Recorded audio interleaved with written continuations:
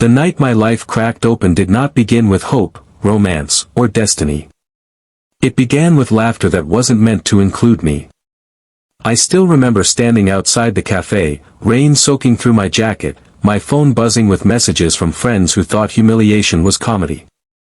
I had no idea that what they called a joke would become the moment everything in my life finally started to make sense.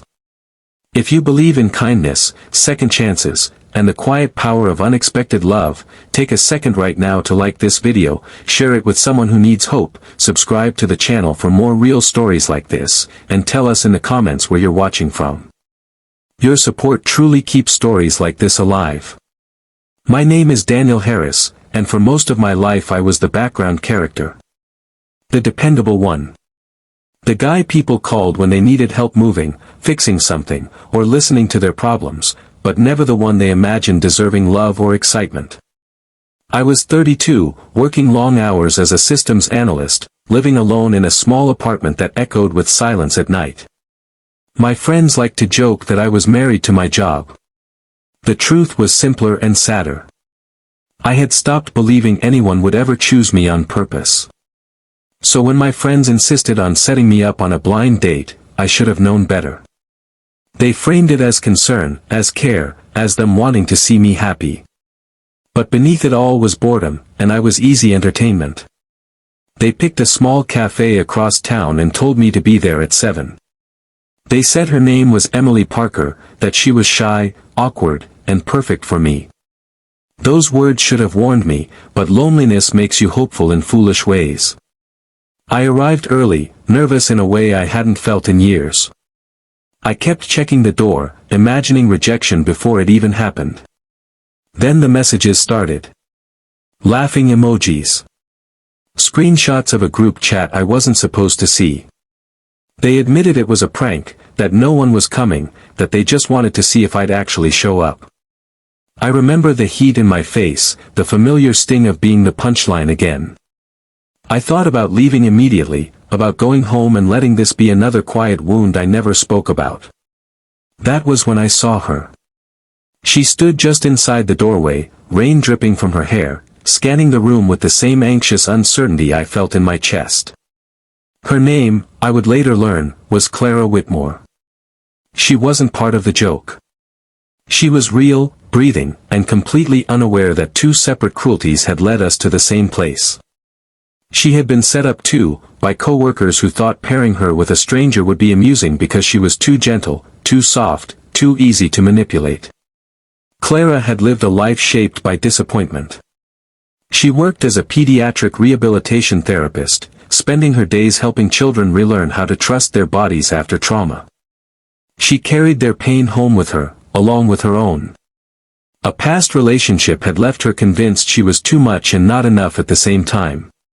She smiled carefully, as if afraid that joy might be taken away if she reached for it too boldly.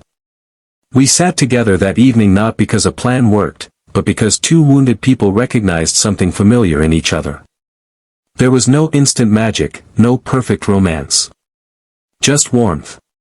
Understanding. A sense of being seen without explanation. Time moved strangely that night, stretching and softening, and when we finally parted ways, something inside me had shifted. Not love yet. Not hope exactly. But possibility. The days that followed were confusing and beautiful. My friends brushed off what they had done, calling it harmless fun, but something in me had hardened. I began to see how casually people could wound others and call it humor. Clara and I kept meeting, slowly, carefully. Walks through quiet parks. Coffee that turned into long evenings. Shared silences that felt safe instead of empty.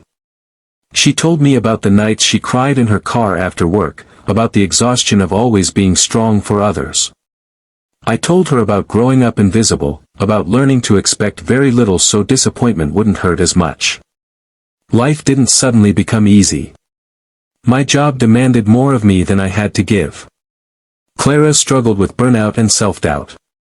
There were moments when old fears crept back in, whispering that this connection was temporary, that happiness was a mistake waiting to be corrected. But we stayed. We chose honesty when it was uncomfortable. We chose patience when it would have been easier to run. The real turning point came when Clara faced a crisis at work that broke her confidence completely. A child she had been helping for months relapsed, and she blamed herself in ways no one could talk her out of. I watched her pull inward, the way I had done my whole life, and I realized something frightening and beautiful. I loved her.